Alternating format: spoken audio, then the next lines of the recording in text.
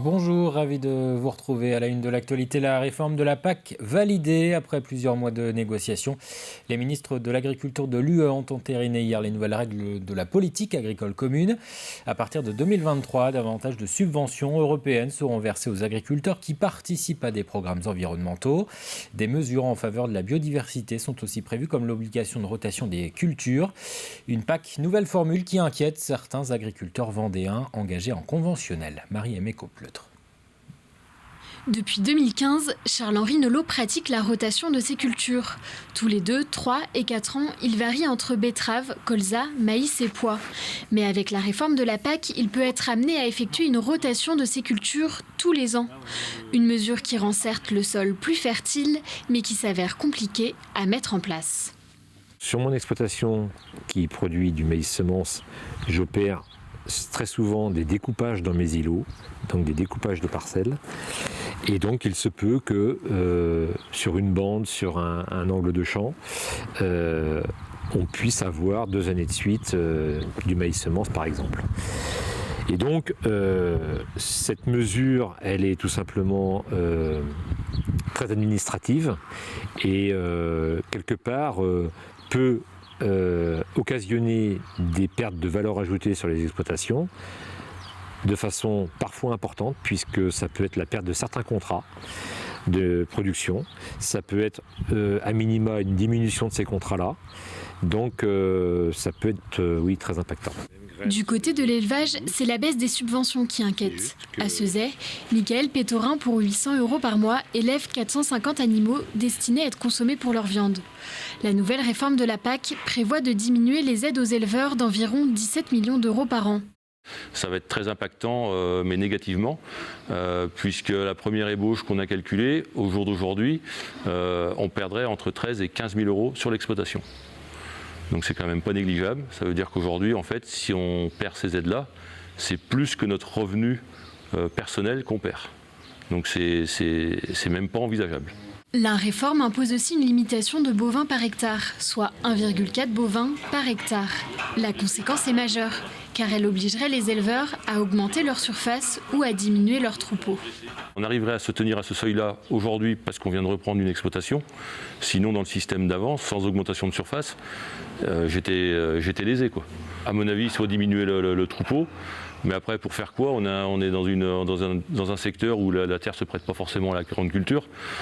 Donc ici, notre terroir, c'est vraiment de l'élevage, quoi. Mais demain, si on n'est plus soutenu et que ce n'est pas rentable, qu'est-ce qu'on fait ? J'ai peur que l'élevage tende à disparaître. Une fois adoptée, la réforme concernera 400 000 agriculteurs français, une PAC avec beaucoup d'enjeux. Et suite de ce dossier demain avec le point de vue de professionnels vendéens engagés en agriculture biologique. Continuons à parler d'agriculture avec ce rallye de l'élevage organisé à la ferme expérimentale des Établières en marge du salon Tech Élevage et de l'Agri-Startup Summit qui se déroule chaque année à La Roche-sur-Yon. Le but, présenter les résultats de certains programmes de recherche ainsi que des innovations en matière d'alimentation, de génétique ou d'abri pour les animaux. On voulait vraiment montrer ce qui peut se faire et montrer aux éleveurs un certain nombre de choses qui, pour certaines, sont peut-être un peu futuristes.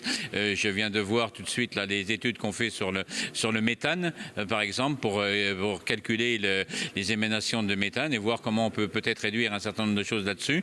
Également travailler sur les alternatives à la paille pour l'hiver, pour pouvoir mettre les animaux à l'abri, parce qu'on sait que la paille est de plus en plus rare pour la litière, donc il y a des alternatives qui vont être étudiées cet après-midi dans diverses conférences. L'actualité, c'est aussi ce chiffre rappelé régulièrement. Seulement 1% des cours d'eau en Vendée sont considérés en bon état écologique. L'assainissement fait partie des axes d'amélioration pour éviter que les eaux usées ne soient rejetées dans la nature. Dans l'agglomération de La Roche-sur-Yon, des travaux sur le réseau d'assainissement vont être en partie financés par l'Agence de l'eau Loire-Bretagne. Un accord vient d'être signé. La bonne gestion patrimoniale des réseaux, ça se passe par la qualité de la collecte des eaux usées.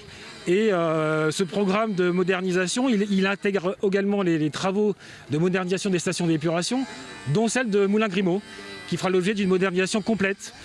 Donc l'enjeu, il est important. Hein. Donc c'est de travailler ce partenariat sur du long terme, puisque c'est à l'issue d'un schéma directeur d'assainissement qu'on a pu identifier une enveloppe globale de près de 110 millions d'euros de travaux sur la thématique de l'assainissement à l'échelle de l'agglomération. Intéressons-nous à présent à l'orientation scolaire. Dès le collège, les élèves doivent se pencher sur leur futur métier. Pour les aider, l'association La Place des Métiers a imaginé une plateforme numérique avec des vidéos qui permettent d'expliquer la réalité de certaines professions. Une plongée à distance dans le monde professionnel pour éclairer le choix des élèves. Reportage Alix Lanos. Alors on va regarder les vidéos que nous propose le parcours numérique. Et puis après, comme d'habitude, on en discute. On tire les rideaux ? Cette classe de SECPA s'est inscrite au parcours du monde des métiers. Un parcours numérique qui a pour but de faire découvrir des métiers grâce au support de la vidéo. Sur 130 étudiants qu'il y avait à l'école, on était environ une douzaine de garçons en fait. Après le savoir-faire ou la formation, ces élèves d'une douzaine d'années abordent la mixité dans les métiers. L'occasion de déconstruire quelques idées reçues. La mécanicienne, j'ai bien aimé parce que y a pas que les gars qui peuvent faire ça, il y a aussi les filles. Il y a des filles qui sont meilleures que les garçons. Après chaque visionnage, ils échangent, discutent et répondent à un questionnaire. Ulysse, SECPA, mais aussi lycée général ou professionnel, différents modules sont proposés selon les niveaux.